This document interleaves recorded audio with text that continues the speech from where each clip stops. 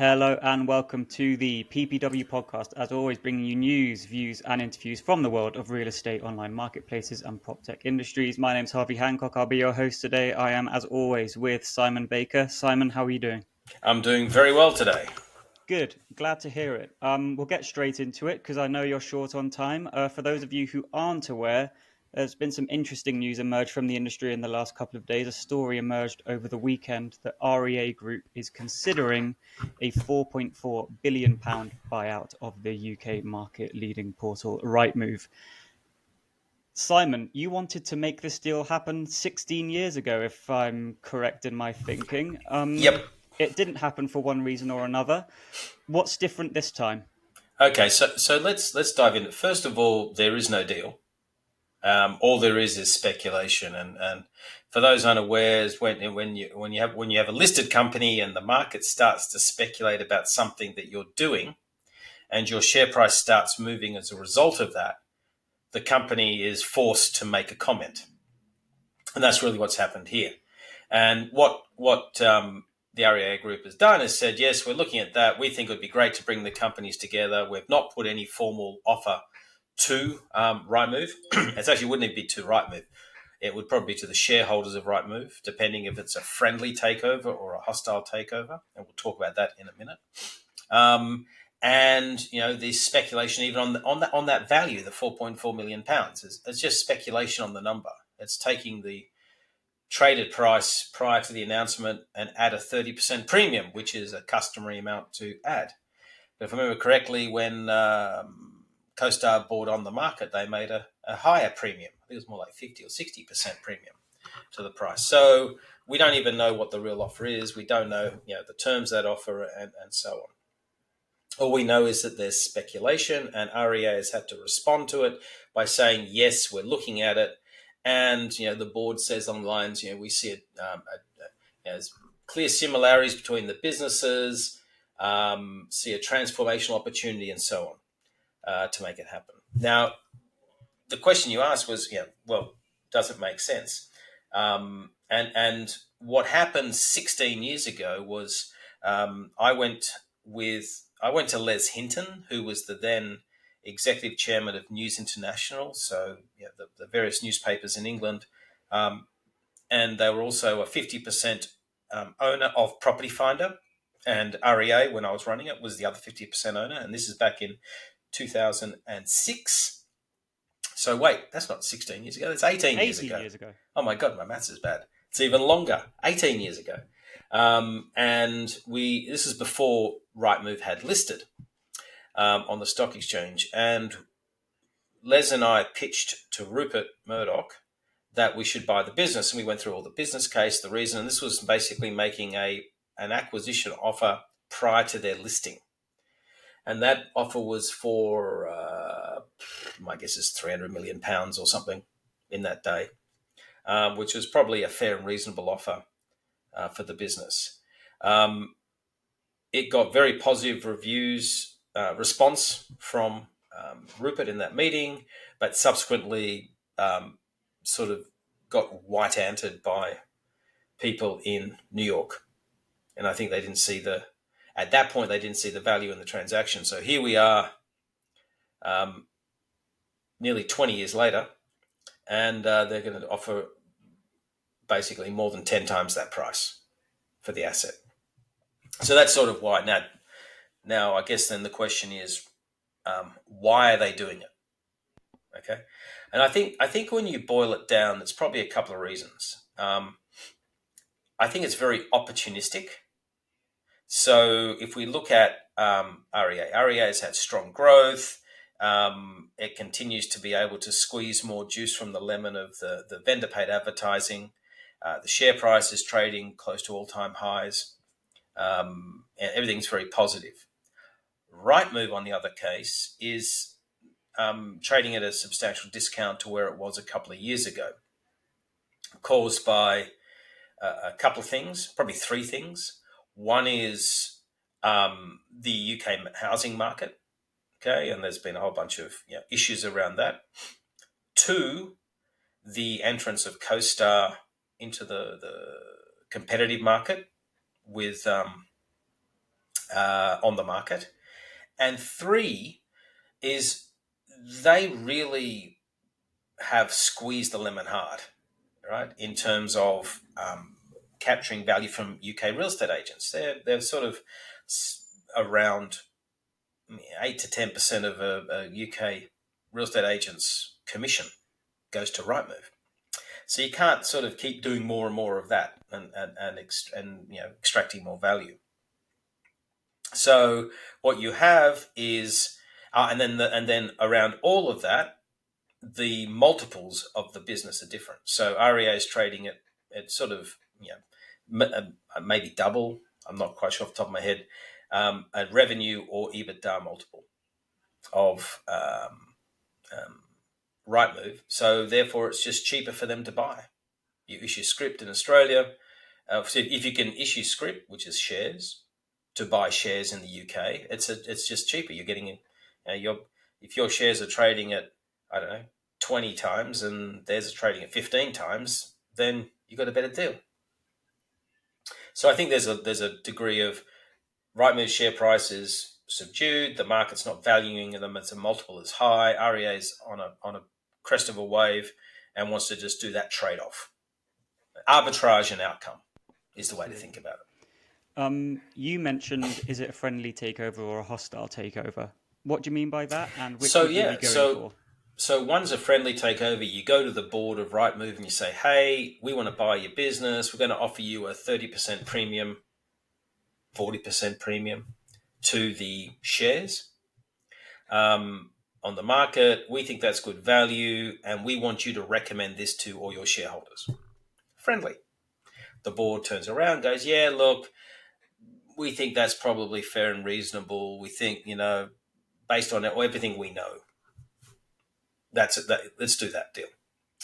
A hostile one is where the board goes, no, I don't want that deal. And so the REA would go directly to the shareholders of Rightmove and do an on-the-market, excuse the pun, on-the-market offer for shares. And they'll say, well, your shares were trading at, and I don't know the numbers at the moment, at 30% less, but at X, but we'll offer you 30% more if you sell the shares to me. Okay, and so people do the maths and they go, yes, it's worth it, or they might say, no, Rightmove's worth a lot more. I've just got to be patient. Okay, and then you buy the business that way, and under takeover law, once you get maybe 80 or 90% of the shares saying yes, then the other 10% have to agree. They have no choice. They have to sell. That's what I'm talking about in this. So at the moment, but once again, as per their announcement, they've said, they've not even spoken to Rightmove.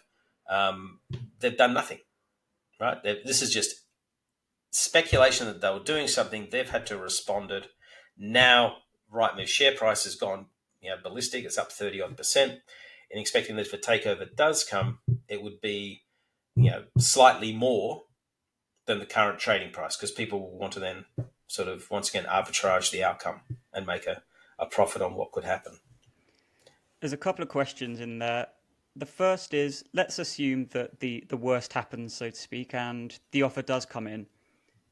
Can REA afford this? 4.4 billion has been mooted. That's a lot of money. Do they have the cash reserves? And is it? I think the offer is going to be part cash, part shares. If I'm correct in my thinking, we don't know, right? Once again, that's an assumption. Okay. There's no fun without assumption, right? True. But all this is market speculation about what the offer would look like. Okay, and it clearly, if it's going to be a cash offer, REA would have to raise money in Australia. So issue more shares to the Australian market, or go to its existing shareholders and say, via a rights issue, give us, I don't know, whatever the value is. It's a lot of money. It's a material amount of money. It's about a quarter of REA's current market cap. Okay. Or B, it goes to the shareholders in England, says, well, for every one of your Rightmove shares, I'll give you 2 REA shares, or whatever the ratio is that makes the number. Either way, it is dilutionary on the existing shareholders. Now, if it's dilutionary on the existing shareholders, those shareholders are going to be scratching their head and going, is this the fair amount of money to pay for the business? Or are we overpaying for that business? And the market has voted with its feet in Australia, and the share price is down. It was down 7% on the announcement and is now down 5% at basically 2 days later, 2 trading days later. What that says is the Australian market doesn't really like the deal. Now, the other thing that's important to realise is that News Corp currently owns 63% or so of the REA Group's shares. If it didn't participate in either a rights issue or buying or buying more shares in the business, well, but that's buying more shares in the business, I guess. It would get diluted below 50%. Okay, which may or may not be thought of as material in the scheme of things. Okay, because of the amount of money that would have to be issued. And I saw a calculation the other day someone had done suggesting it could go as low as 44 or something percent of the business. Actually, probably be a bit, about that level. Would News Corp So therefore, would News Corp be comfortable diluting their shareholding to less than a majority? well, in listed companies, you don't have to have 51% to control a business. And for a long time, the Murdoch family have controlled their own business with much smaller shareholdings than 50%, just purely because there are always a whole bunch of people who don't vote, or there's a whole bunch of people who just vote in the direction that the major shareholders going. So you get this drag along with shares anyway to that outcome. We don't want to go too deep into speculation. We'll have to wait until the 30th of September to do any sort of deep dive on this. So we don't want to spend too long on it. But what's your gut instinct saying, Simon? Do you think they're going to pull the trigger on this REA Group, or is this just market speculation, as you Well, say, and we won't really see anything? I think the question is, does it make sense? So clearly, it makes sense for Rightmove shareholders. They're going to get a big bump without doing anything. The company doesn't have to do anything; it just has to sell and so on. And then you've got to say, well, does it really add value to the REA business? Okay, so beyond just straight financial engineering, my shares are high, theirs are low. I therefore want to buy it because I've got a natural arbitrage that occurs. So operationally, and you read some of the words that are in the press release. Things like the REA board believes that there is clear similarities between the businesses in terms of their leading positions in core residential business, continued expansion and innovation offerings across adjacent segments, leading audience share and strong brand awareness, etc. Yeah, yes, there are similarities, fantastic, but how do you extract value out of that? Okay, because extracting value means you're saying the Rightmove business has to generate more EBITDA than it does today to justify buying the business.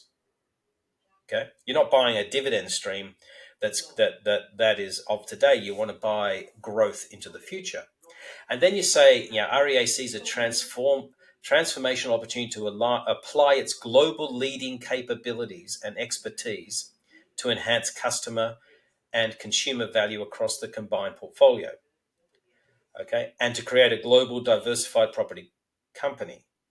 Well, if you're diversified, why are you leveraging between them? Because it doesn't. There's in and to itself, that sentence has a little bit of difference. They are different companies, right? REA in India is different to the one in the 20% shareholding in the US would be different again to the in the UK. And remember, back in 2006, REA owned Property Finder. And some of the lessons we learned is that the market's different. The market is different. The agents pay for the advertising, not the home seller. The commission earned by an agent in the United Kingdom is 1%. It's very small. compared to an agent in Australia, which is 2% plus the advertising on top. The underlying housing market structure is different. Okay, there are very different issues at a governmental level and so on. Inflation rates are different. So there are very many differences in how these businesses operate. And the competitive market is different. In Australia, you have REA, Big Gap, Domain, and forget the rest. Okay, in the United Kingdom, you've got Rightmove, Zoopla, and a very well funded on the market. Okay, chomping away at the bit. So, I'm not convinced that you have got stuff that you can leverage from Australia to the United Kingdom or back. What are you going to do? Try to roll out vendor paid advertising in the United Kingdom market? Forget that. There's no culture of it. Just don't bother. Are you going to try to put your prices up as aggressively as you've done in Australia? Well, the real estate agents in the United Kingdom don't have the capacity to pay. There's the capacity to pay is the issue. It's not the desire; it's even the capacity. And then you've got Andy Florence and his team at on the market saying, well, we told you so. We are the agent friendly portal because that's their history. Advertise with us. So you may end up seeing the pendulum swing, right?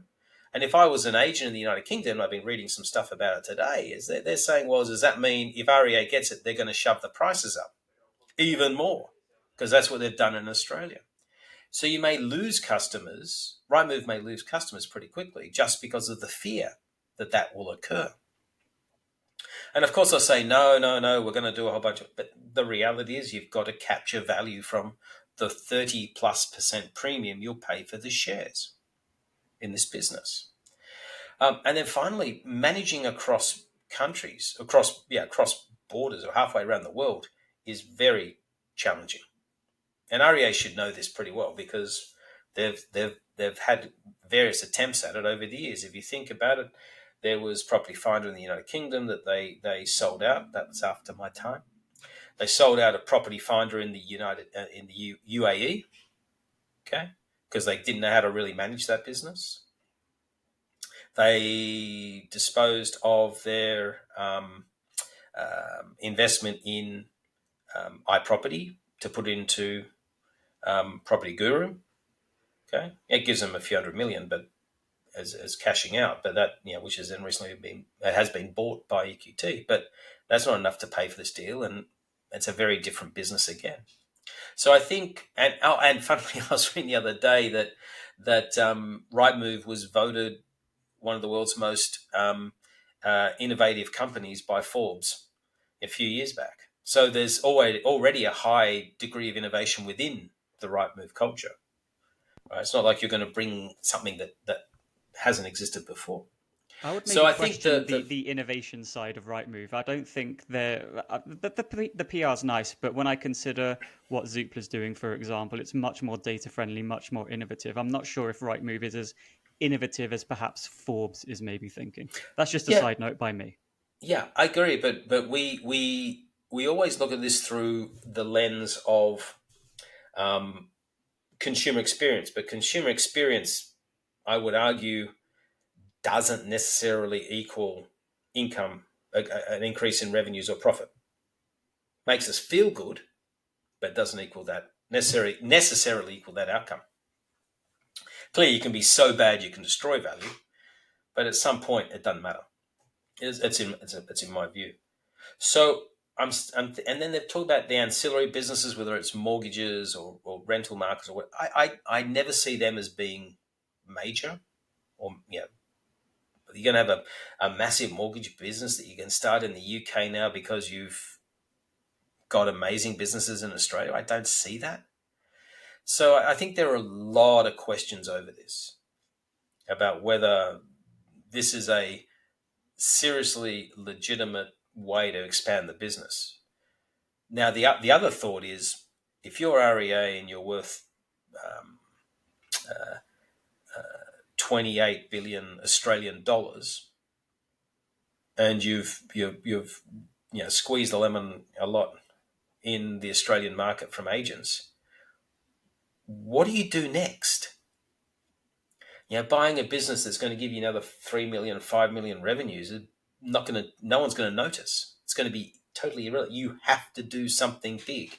So big businesses need to do big deals to get big movements in their share price. Okay. And the only thing to make sure you do is a good deal, one that is going to create value, not one that actually destroys value. And at the moment, the shareholders are looking at this going, this doesn't necessarily feel like a good deal. And I was chatting to a friend of mine yesterday who's not in the industry at all, but he's a hedge. Basically, he does hedging, ups and downs and so on. He says, not touching this deal. Right? He doesn't believe the deal is going to occur. He said, looking at the fundamentals, looking at the metrics, it does not make sense for it to occur. So I don't know. Clearly, we don't know what's going to happen because often decisions are made for many other reasons that are not made transparent. But in 28 days, they've got to make an offer or say they're not going to buy the business as per the rules of the London Stock Exchange. Could I ask you one more question before we get out of here? And it's a bit more of a zoom out kind of question. It's why now? Why are all these big money deals happening? We've got CoStar goes for on the market last year. We've had the big Adevinta takeover by Premier and Blackstone. Now there's this maybe not REA/Rightmove thing going on. Yep, and EQT. And EQT with Property Guru. Idealista and Property Guru. So a very busy 12 months in terms of big money buyouts and takeovers. The industry is accelerating. What's happening here, Simon? Well, I think if you look at them, you've got Rightmove's a listed company. On the Market was a listed company. Property Guru was a listed company. Idealista wasn't, and Adevinta wasn't. Okay, was. I think was. So sorry, was. Whoops. Yes, right, was. So what that's showing is that there is private equity in most of those cases. There's private equity coming in, and they're basically saying in a listed forum, a listed market, and there are different stock exchanges when you think about them having been listed. These assets are in their minds undervalued, and there is an opportunity. And here, just REA is acting like a PE firm. I think in reality, it's probably that's actually a good way to think about it. They're just saying this is undervalued and we can get more value out of it.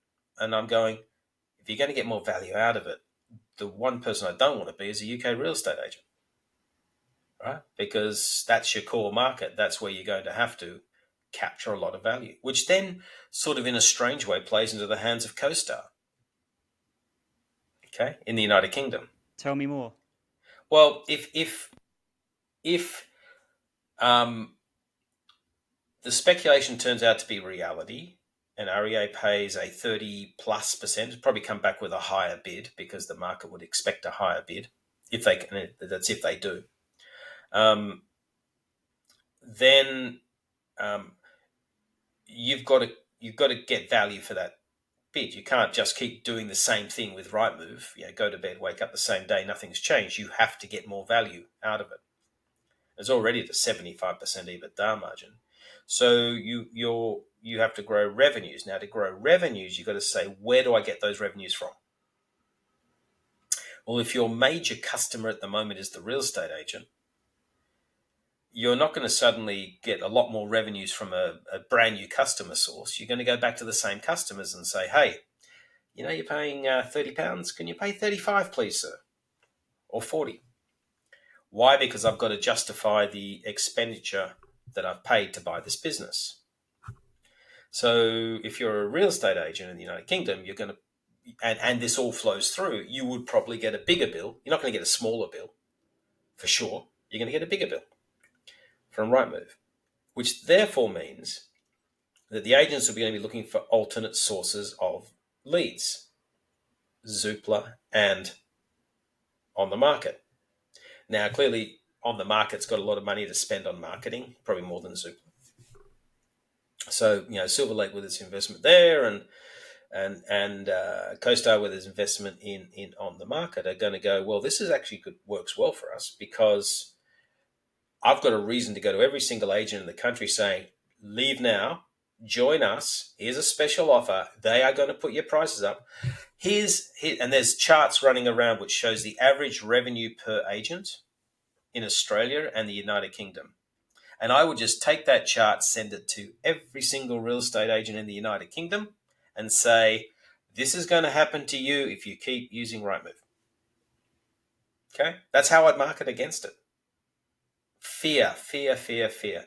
And they're not, the United Kingdom's got tough times. So the agent's going to go, well, why would I sign up for those massive, even more, a higher percentage of my commission going to Rightmove? I would rather have it go to, I'd rather spend the same or less, but spread it across Zoopla and on the market. So that's why I think it could be good for them. One more question before we get out of here. I'm appreciative of your time, Simon. The date is 1st of October 2024. What are we talking about REA Group and Rightmove? Did the offer come in or did it not? Come to the PPW conference in Barcelona on the 2nd of October. Okay, we're going to do it that way, and we will talk about it there. Okay, but go on, give us the pitch then, Simon. Give us the pitch before we get out of here. Okay, so come to the conference 2nd to the 4th of October in Barcelona. We've got 300 plus people, C-level leaders from around the world turning up, including Rightmove and Domain and Scout24, Funda, and so on. CoStar. There's a whole bunch of people there. These are people who have got their fingers on the pulse. They want to understand not only what's happening in the market, but also what's going to happen with AI in their business, which is one of the core themes we're talking about. So I think this would be a fantastic continuation of this conversation, although I guess for the next month we're all going to be speculating, because that's what pundits do, is they talk ad nauseum about what may be. But I do think, at the end of the day, there won't be a bid. If I had to put money on something now, I would be shorting Rightmove stock, meaning it's going to go back down to the levels and you'll make money that way. There you have it, ladies and gentlemen. Simon Baker with financial advice, live on the Property Portal. Yes, this is not financial advice. Please consult your friendly family financial advisor or lawyer or whatever else you do to get real financial advice. This is speculation. Right then, Simon. Thanks very much for your time. Thanks very much for your time. Nice to have a bit of a gossip, but I'm sure we'll have more conversations about this, as you say, in Barcelona and on future episodes of the podcast. Thanks, Harvey. So for now, it's goodbye from Simon Baker. And it's goodbye from him. And it's goodbye from me. Goodbye.